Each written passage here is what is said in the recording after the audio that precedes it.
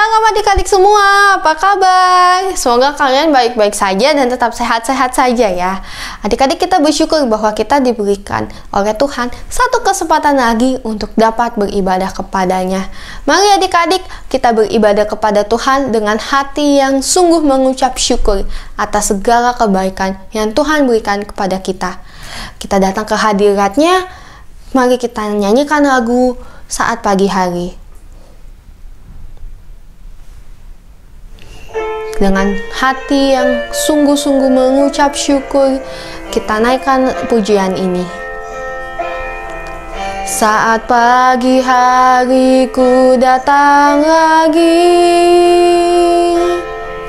menghadap Tuhan dan rendahkan diri, mengucap syukur buat hari yang Kau beri, memuji Tuhan dengan sepenuh hati. Ku sembah Kau, Allah Maha Kudus. Ku tinggikan Allah Maha Tinggi. Ku serahkan tubuh jiwa rohku dalam pimpinanmu, Tuhan. Saat pagi hari ku datang lagi menghadap Tuhan dan rendahkan diri,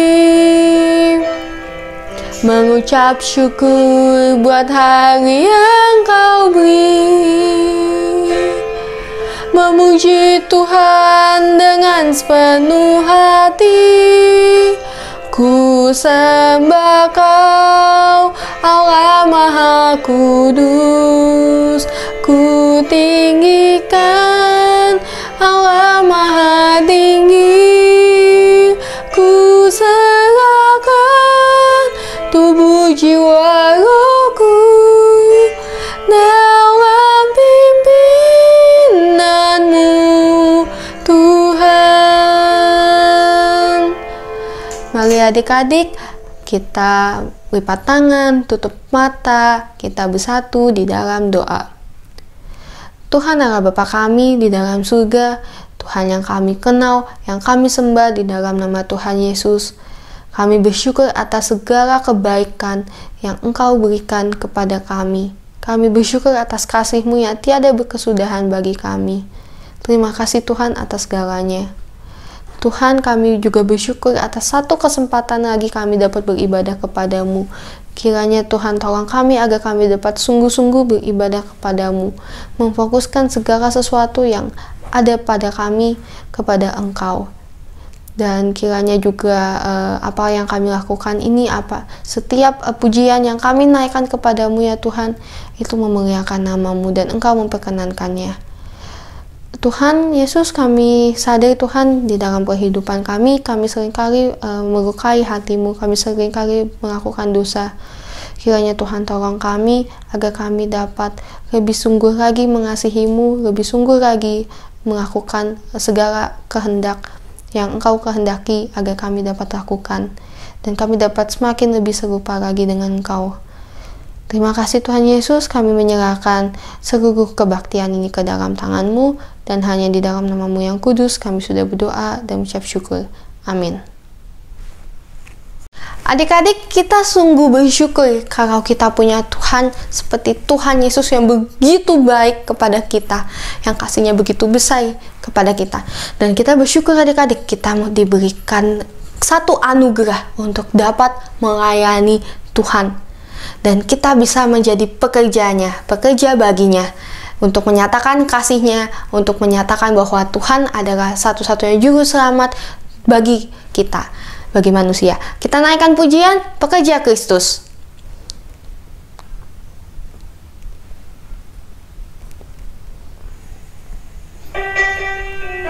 Dengan penuh sukacita, kita nyanyikan pujian ini.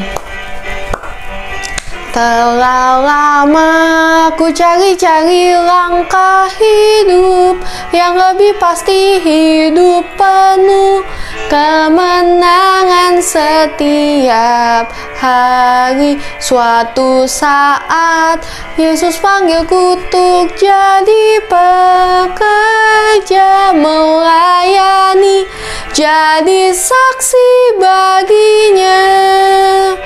Bukan sembarang pekerja, Tuhanku luar biasa, Dia Raja segala raja, memanggilku menuai ladangnya. Hanya anugerah semata, aku dipakai olehnya, sungguh amat istimewa untuk jadi pekerja Kristus yang mulia.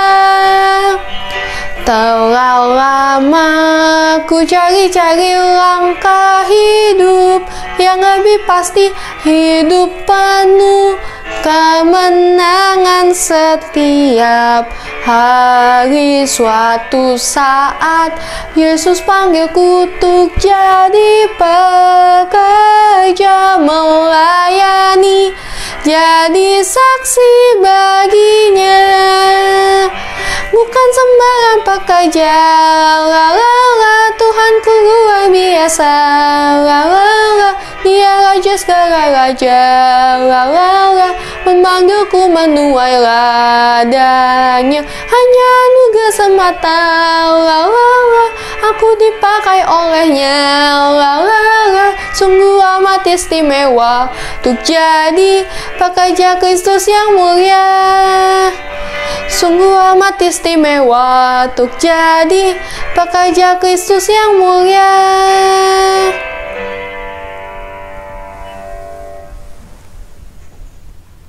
Adik-adik, biarlah kita jangan lelah untuk terus melayani Tuhan dimanapun dan kapanpun kita berada. Dan biarlah kita juga jangan lelah dan tiada lelah untuk terus membagikan kasih Tuhan kepada sesama. Kita nyanyikan lagu Jangan Lelah, bekerja bagi Tuhan.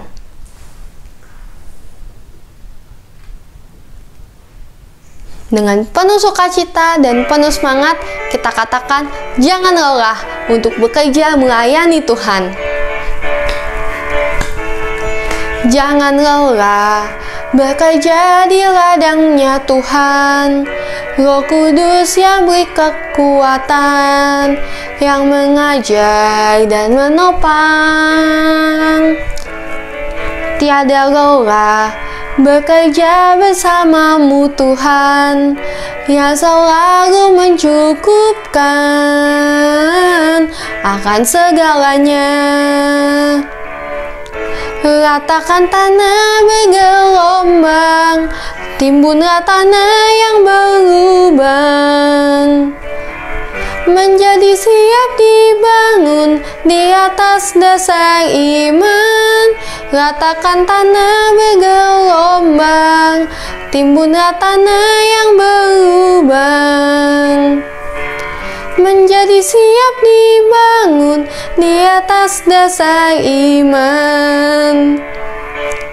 Ratakan tanah bergelombang, timbunlah tanah yang berlubang, menjadi siap dibangun di atas dasar iman.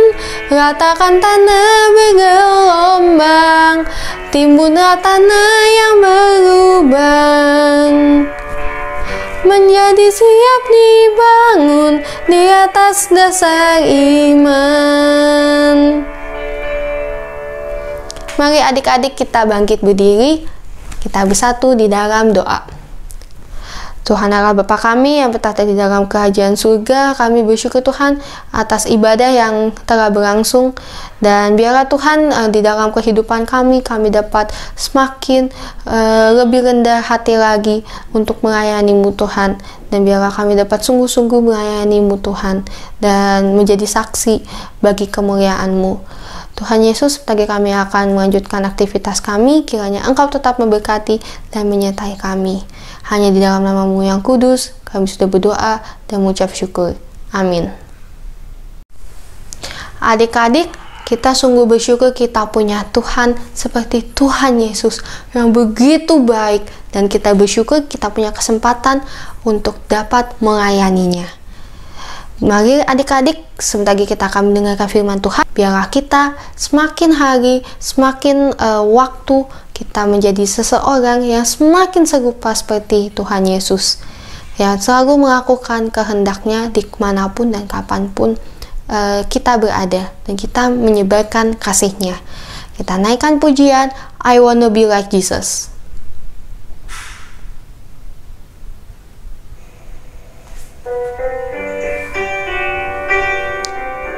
Biarlah kita semakin serupa dengan Kristus.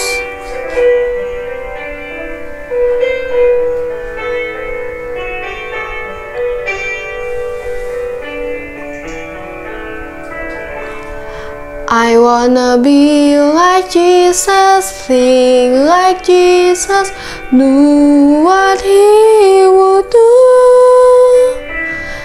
In every way, everywhere, every day, let His love and grace shine through. I wanna be like Jesus, so that Jesus will be seen in me. Father, help me be like Jesus. Kita ulangi pujiannya sekali lagi dengan lebih sungguh. Kita katakan, I wanna be like Jesus. I wanna be like Jesus, think like Jesus, do what He would do. In every way, everywhere, every day, let His love and grace shine through. I wanna be like Jesus, so that Jesus will be seen in me. Father, help me be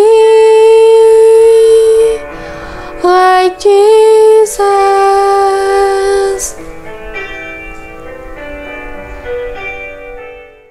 Halo, selamat siang adik-adik. Bertemu kembali dengan Lasa Yuli di sini. Nah, sebelum kita mendengarkan firman Tuhan, ada baiknya kita minta pertolongan Tuhan untuk kita boleh mendengarkan dengan baik.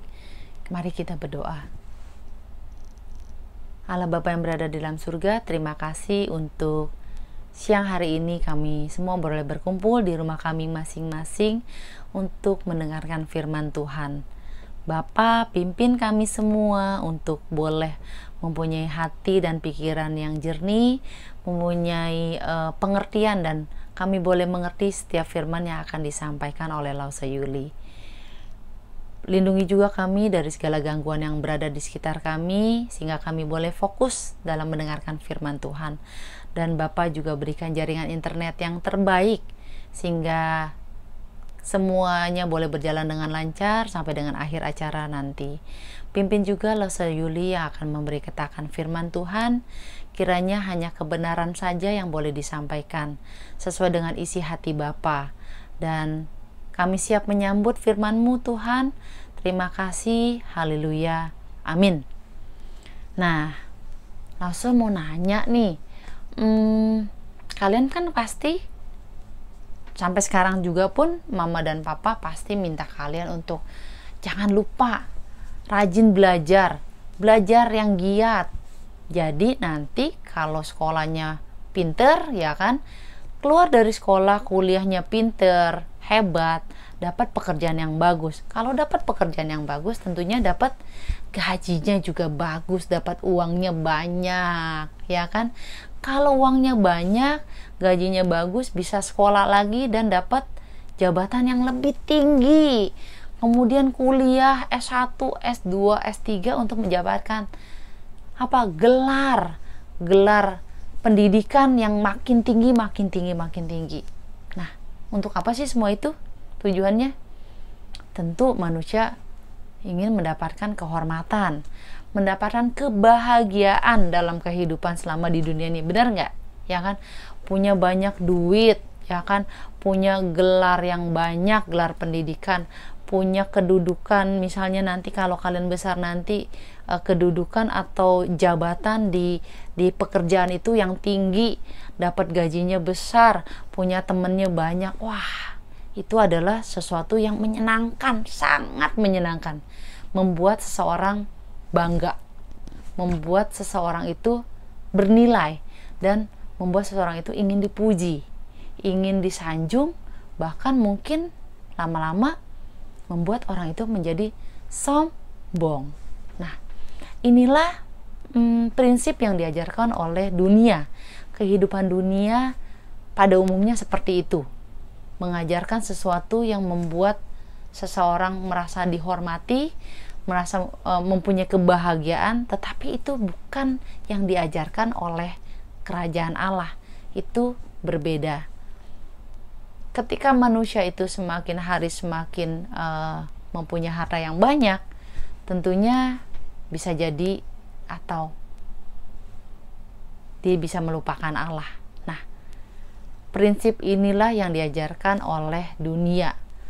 Kesuksesan yang diajarkan oleh kehidupan dunia bagi kita pada hari ini. Nah, sayangnya kehidupan dunia ini sangat bertentangan dengan prinsip kerajaan Allah, yang mana prinsip kerajaan Allah mempunyai juga sumber kehormatan dan kebahagiaan yang sebenarnya, bukan seperti tadi, ya kan, prinsip kehidupan dunia. Yang ini adalah prinsip kehidupan menurut kerajaan Allah. Seperti apa sih kerajaan Allah itu mengajarkan? Nah, kita lihat di dalam perikop ini. Kita lihat di dalam Matius 20 ayat 20 itu mengenai kisah ada permintaan seorang ibu terhadap Tuhan Yesus untuk dua anak cowoknya. Siapakah dia? Ibu ini adalah ibu dari muridnya Tuhan Yesus, yaitu Yakobus dan Yohanes. Nah, di dalam perikop ini si ibu ini mengira bahwa dua anaknya ini yang adalah murid Tuhan Yesus, termasuk dalam 12 murid Tuhan Yesus yang tentunya merupakan orang yang sangat dekat dengan Tuhan Yesus, betul kan? Sehari-hari bersama dengan Tuhan Yesus, berjalan bersama dengan Tuhan Yesus, mengikuti Tuhan Yesus, pagi, siang, sampai malam pun selalu bersama dengan Tuhan Yesus, melayani dari satu tempat ke tempat yang lain. Nah, tentunya si ibu ini merasa, wah, kalau anak saya ini adalah muridnya Tuhan Yesus, termasuk ke dalam 12 muridnya, tentunya kan orang yang sangat dekat kan. Ibarat kata sudah sangat dekat dan pastinya menjadi orang yang akan dipilih oleh Tuhan Yesus jika ada satu hal yang akan dipilih. Nah, si ibu ini mengira dengan status anaknya ini, otomatis kedua anaknya ini akan mendapatkan satu posisi atau kedudukan di dalam kerajaan Allah. Loh, kok bisa ya si ibu ini berpikir seperti itu? Nah, adik-adik ingat nggak? Waktu perjalanan Tuhan Yesus ke Yerusalem bersama dengan 12 muridnya, Tuhan Yesus tuh cerita bahwa anak manusia itu nanti akan diserahkan kepada tua-tua Yahudi, kepada orang-orang Farisi untuk diapain sih? Untuk dihakimi, untuk diberikan hukuman mati. Dan juga anak manusia ini nih, yang ternyata adalah Tuhan Yesus, itu akan menderita sengsara. Dan dia akan diserahkan kepada bangsa Romawi yang akan menyiksa, yang akan memberikan siksaan, memberikan hukuman kepada Tuhan Yesus, bahkan sampai Tuhan Yesus disalib dan mati. Itu yang diceritakan Tuhan Yesus. Nah, balik lagi ke si ibu tadi, ibunya Yakobus dan Yohanes, dia berharap ketika nanti Tuhan Yesus datang sebagai raja, Tuhan Yesus kan pasti berkuasa dong, berkuasa atas seluruh dunia ini, gitu kan. Nah, si ibu merasa dua anaknya ini pasti akan mendapatkan jabatan di dalam kerajaan Allah, di kerajaannya Tuhan Yesus, posisi yang tinggi. Nah, si ibu ini kemudian berpikir, kalau menjadi mempunyai jabatan di dalam kerajaan Allah, tentunya itu bukan posisi yang ece-ece loh, bukan posisi yang kecil loh, yang sepele, tapi adalah tentunya menjadi seseorang yang dihormati. Dan itu memberikan kebahagiaan bukan hanya di surga nanti, tapi di bumi ini juga. Itu pemikiran si ibu terhadap kedua anaknya. Nah, si ibu ini berkata kepada Tuhan Yesus, berilah perintah supaya kedua anakku ini boleh duduk kelak di dalam kerajaanmu, di dalam kerajaannya Tuhan Yesus, yang seorang di sebelah kananmu dan yang seorang lagi di sebelah kirimu. Kira-kira ada yang salah nggak sih ya dari permintaan si ibu ini kepada Tuhan Yesus? Menurut kalian ada yang salah nggak? Kalau menurut saya sih sepintas nggak ada yang salah. Wajar dong, setiap orang tua pasti menginginkan yang terbaik buat anak-anaknya. Begitu juga mama papa kalian kan. Kalau anaknya mau sukses, pasti dia akan memberikan segala cara untuk kebahagiaan dan kesuksesan anaknya nanti. Begitu juga si ibu ini, dia ingin dua anaknya ini nih mendapat posisi yang jempol, yang terhormat di dalam kerajaan Allah, sehingga ia bertanya dan meminta seperti itu kepada Tuhan Yesus. Artinya apa? Dia ingin anaknya itu disahkan, diangkat menjadi pejabat, menjadi seseorang yang bisa mempunyai kedudukan yang bagus di dalam kerajaan Allah. Lalu kira-kira apa sih jawabannya Tuhan Yesus ya? Apakah dia mengiyakan, langsung diangkat, atau dia menolak? Nah, kita lihat di perikop berikutnya ya, langsung bacain. Kamu tidak tahu, kata Tuhan Yesus, apa yang kamu minta. Dapatkah kamu meminum cawan yang harus kuminum? Apa sih maksudnya perikop ini? Nah, sederhananya begini maksudnya Tuhan Yesus. Tuhan Yesus meminta keyakinan si ibu ini. Apakah si ibu yakin kedua anaknya ini bisa menjalani kehidupan seperti Tuhan Yesus? Mau menderita seperti Tuhan Yesus? Ingat loh yang tadi cerita Tuhan Yesus kepada murid-muridnya waktu dia mau ke Yerusalem kan? Dia akan menderita, dia akan disiksa, dia akan dicaci maki, dia akan dihina, bahkan dia akan disalib. Sanggup nggak si ibu jika kedua anaknya seperti Tuhan Yesus? Itu yang dimaksud dalam perikop ini. Apakah sanggup mau menderita, mau berkorban, mau mati untuk mendapatkan kedudukan di dalam kerajaan Allah, mau mendapatkan posisi sebagai pejabat di kerajaan Allah? Itu yang ditanyakan Tuhan Yesus. Dan kemudian di sini Tuhan Yesus juga berkata mengenai permintaan yang ibu tadi tuh, bahwa kedua anaknya duduk di sebelah kanan dan sebelah kiri Tuhan Yesus. Tuhan Yesus berkata seperti ini, itu bukan hak saya atau ketentuan saya untuk menentukan siapa yang berhak untuk duduk di sana, tapi itu adalah haknya Allah Bapa, hak prerogatifnya Allah Bapa, hak istimewanya Allah Bapa yang tidak bisa digugat, tidak bisa ditentang oleh siapapun. Hak mutlaknya Allah Bapa untuk menentukan siapa yang berhak untuk duduk dan untuk menempati posisi di dalam kerajaan Allah Bapa. Tuhan Yesus berkata seperti itu. Wah, di sini Tuhan Yesus mau mengajarkan bahwa mengenai kerajaan Allah itu bukan soal memiliki, tapi kerajaan Allah itu soal memberi. Apa sih maksudnya? Memberi itu artinya ketika kita mau melayani itu dengan sepenuh hati, dan kita mau melayani orang-orang, mau menjadi hamba, bukan menjadi orang yang dilayani, tetapi kita mau melayani orang lain, menjadi hamba bagi orang lain. Nah, kemudian di sini juga Yesus berkata bahwa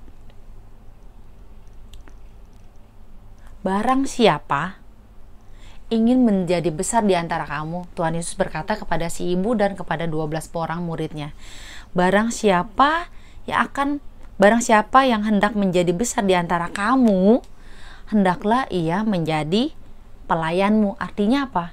Kalau menjadi yang terbesar di antara kamu semua nih, kalian tuh harus memberi diri kalian tuh menjadi pelayan. Memberi diri kita itu mau melayani, bukan dilayani. Nah, kemudian Tuhan Yesus juga berkata lagi, barang siapa ingin menjadi terkemuka di antara yang lain, di antara kamu nih, hendaklah ia itu menjadi hambamu. Artinya, hendaklah dia menyerahkan dirinya untuk menjadi seorang hamba, menjadi seorang hamba yang mau melayani gitu, bukan menjadi seorang yang sombong, seorang yang dengan posisinya tinggi, dia tidak mau merendahkan dirinya. Itu maksudnya Tuhan Yesus. Nah, di sini Tuhan Yesus mau menjelaskan bahwa anak manusia itu datang bukan untuk dilayani, bukan untuk disanjung-sanjung, bukan untuk dimuliakan, tapi dia mau melayani. Melayani siapa? Melayani semua orang, melayani murid-muridnya. Dan bahkan bukan hanya melayani, tetapi juga mau menyerahkan dirinya, mau menyerahkan nyawanya bagi orang lain, mau menebus dosa, mau menyerahkan hidupnya untuk hidup orang lain. Nah, kalian bisa lihat di sini, Tuhan Yesus itu anak Allah kan? Benar kan? Tuhan Yesus itu datang ke dunia, dia melepaskan segala kedudukannya, segala posisinya sebagai anak Allah, melepaskan martabat dirinya. Padahal dia punya Bapa yang agung, dia punya Bapa yang kuasanya sejagat raya, tapi dia tidak aji mumpung, dia tidak menggunakan kesempatan, tidak menggunakan kekuasaannya, kedudukannya sebagai anak Allah yang sebenarnya dia bisa lakukan, bukan?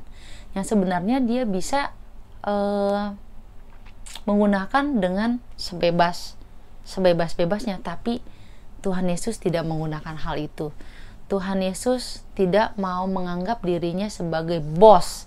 Ketika dia lahir ke dunia ini, ketika dia datang ke dunia ini, dia tidak minta untuk dihormati, dia tidak minta untuk dilayani, dia tidak minta untuk disanjung-sanjung sebagai raja, sebagai anak Allah, sebagai orang, sebagai penguasa dunia gitu kan. Ibarat seorang bos yang harus dihormati, bener? Kalau di kantor gitu kan, kayak Lause kerja di kantor, ada bos, ada atasan, tentunya Lause harus hormat tentu.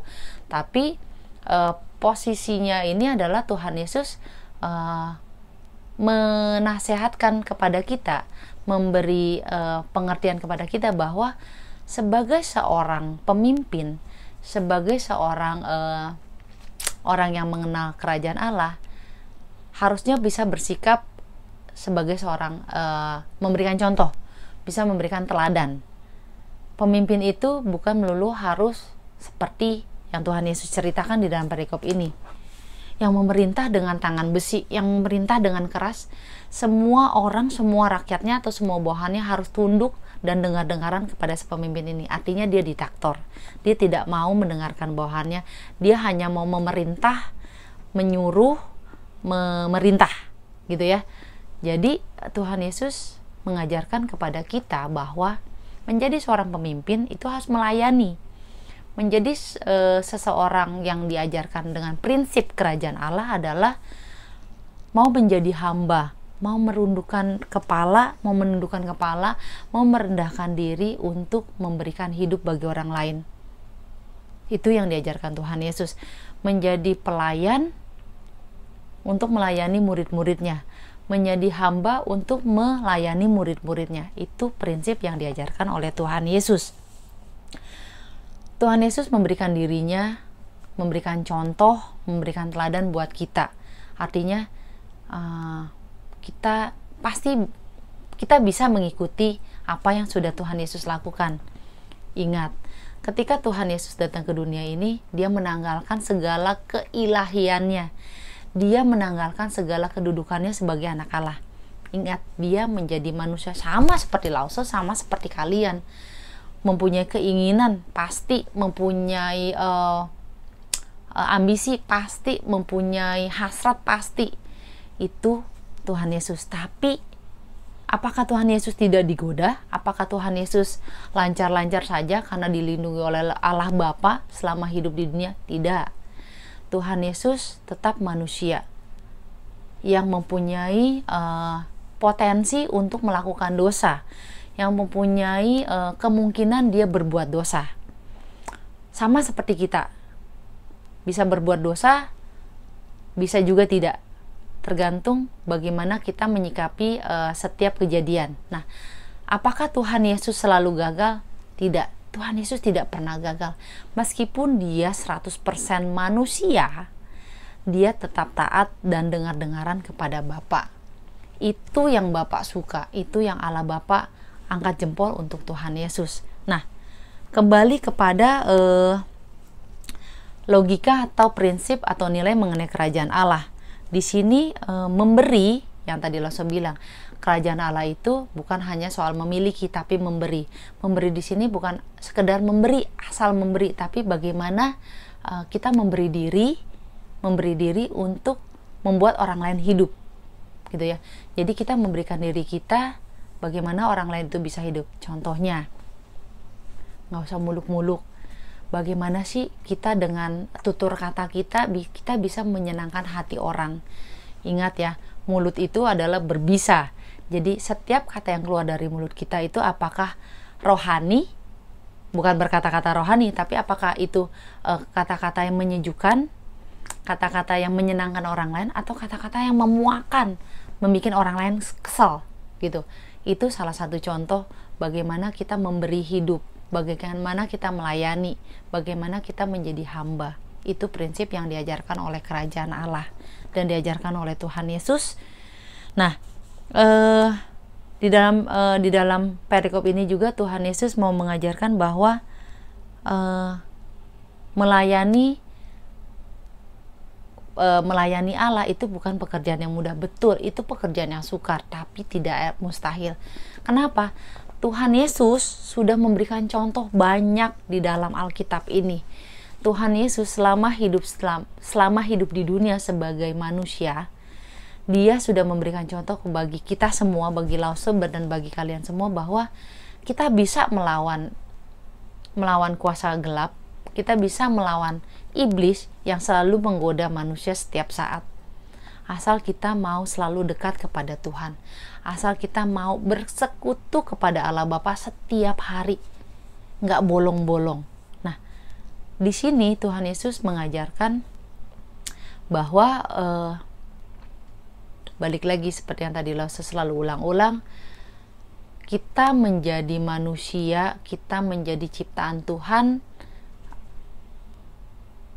pun kita harus berterima kasih, kita harus bertanggung jawab atas hidup kita.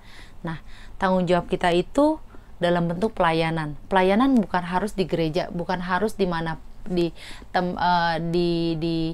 kebaktian apapun, tapi pelayanan itu dimulai dari orang terdekat kita, dari diri kita sendiri, dari lingkungan rumah, dari lingkungan terdekat, kepada mama papa, kepada adik, kepada koko, kepada popo, kepada kungkung, semuanya, kepada teman-teman. Itu pelayanan yang sesungguhnya. Artinya kalian bisa mulai dari hal-hal kecil yang tadi Lause sebutkan. Dan di sini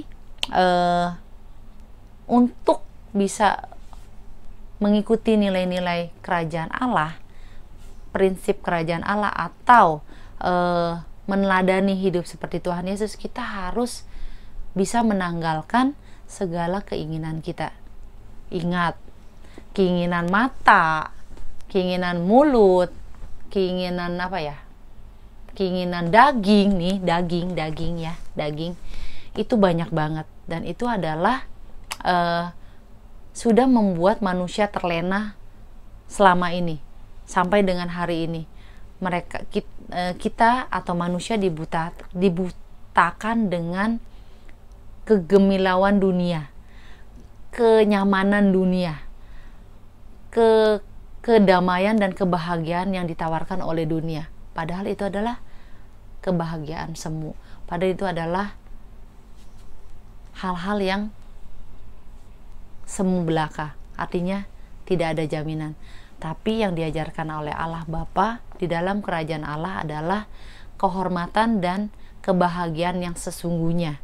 Bagaimana yang tadi saya sudah jelaskan dari awal, bahwa meneladani hidup Tuhan Yesus, meneladani bagaimana kita bersikap setiap hari kepada orang-orang di sekitar kita, bagaimana kita bisa menyalipkan keinginan-keinginan duniawi kita, keinginan mata, keinginan daging, keinginan mulut, ya kan? Kita bisa menyalipkan itu semua. Apakah kita harus menjadi orang yang masuk ke dalam hutan dan ke pedalaman dan tidak ketemu manusia sama sekali? Tidak. Kita tetap hidup bersosialisasi dengan orang-orang sekitar kita.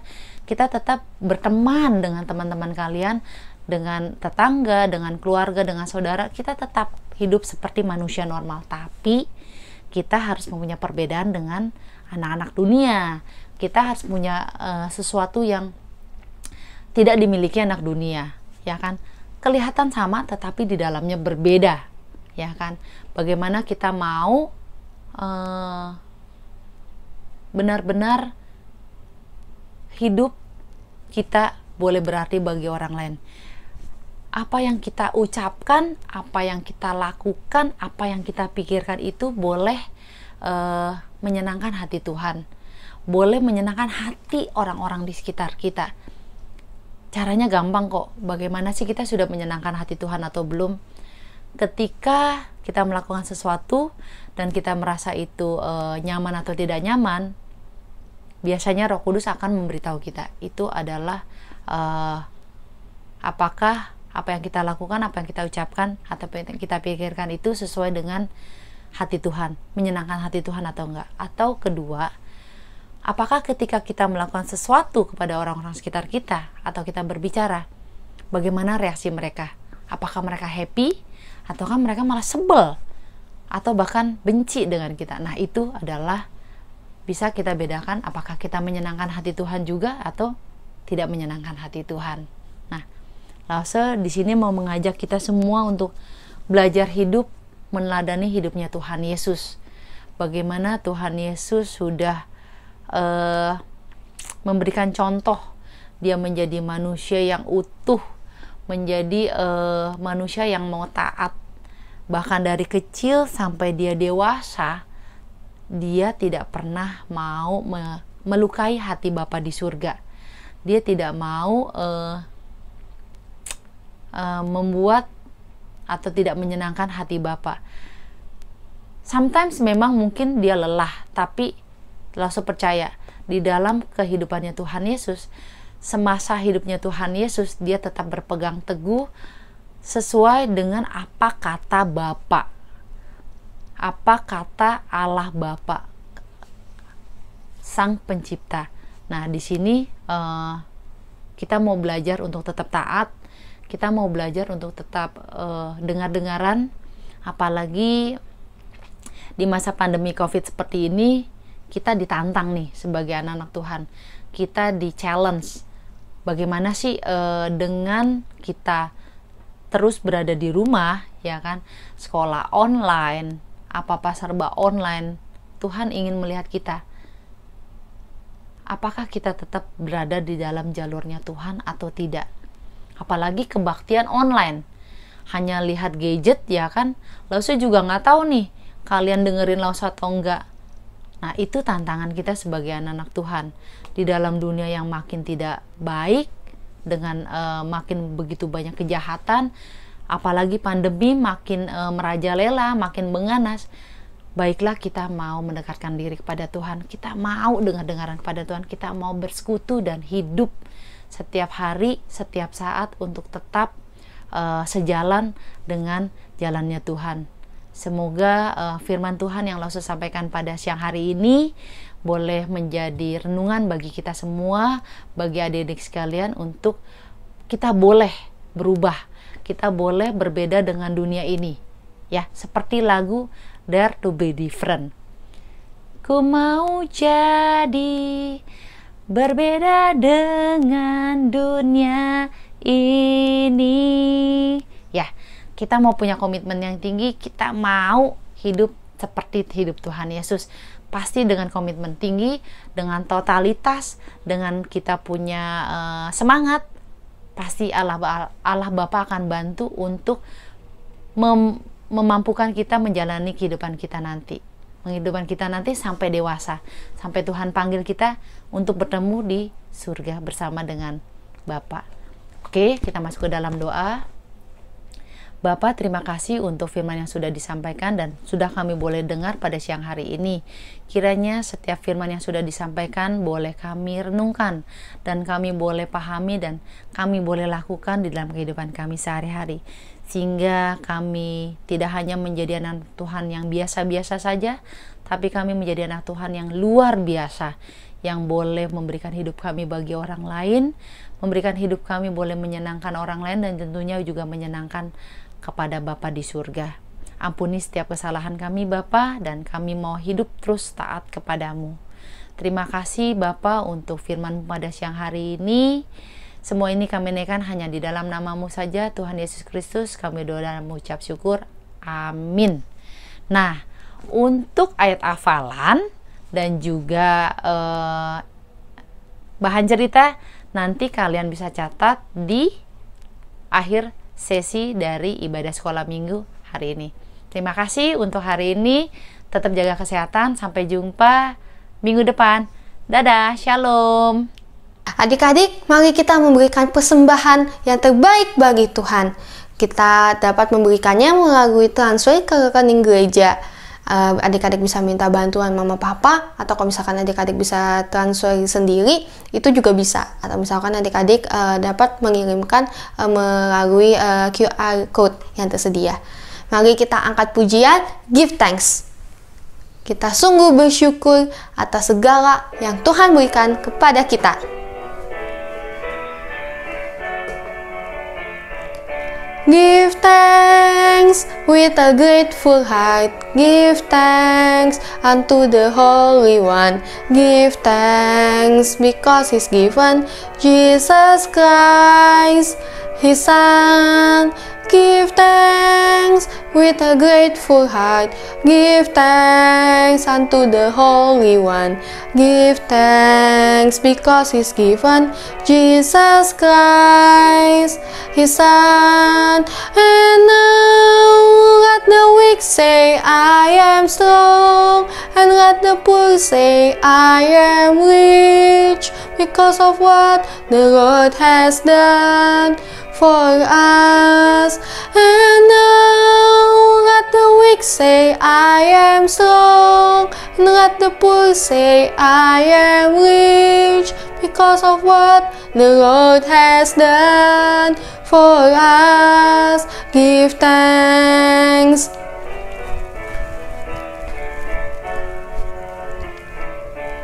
Mari adik-adik kita bangkit berdiri, kita bersatu di dalam doa. Tuhan Allah Bapa kami yang bertata di dalam kerajaan surga, sekali kami bersyukur Tuhan atas segala kebaikan, atas segala berkat, atas segala anugerah yang tiada habis-habisnya bagi kami. Sungguh Tuhan, terima kasih. Tuhan, kami ini ada persembahan dari kami, kiranya Engkau memberkati setiap tangan yang mengelola, dan kiranya juga persembahan ini dapat memperluas kerajaan-Mu saja, dan juga Engkau berkati ya Tuhan setiap tangan yang memberikannya. Dan kami tahu Tuhan, persembahannya sesungguhnya adalah hidup kami, dan biarlah kami dapat hidup semakin serupa dengan Engkau ya Tuhan. Terima kasih Tuhan Yesus, hanya di dalam nama-Mu yang kudus kami sudah berdoa dan mengucap syukur. Amin. Bapa, terima kasih.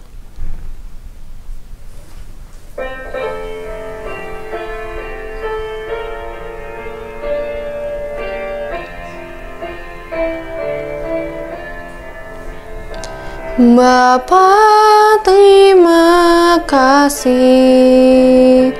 Bapa, terima kasih.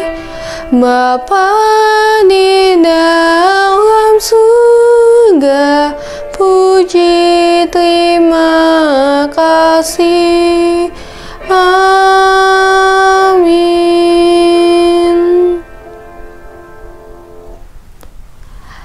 Kebaktian sekolah minggu sudah selesai adik-adik. Selamat hari Minggu, Tuhan Yesus memberkati kita semua.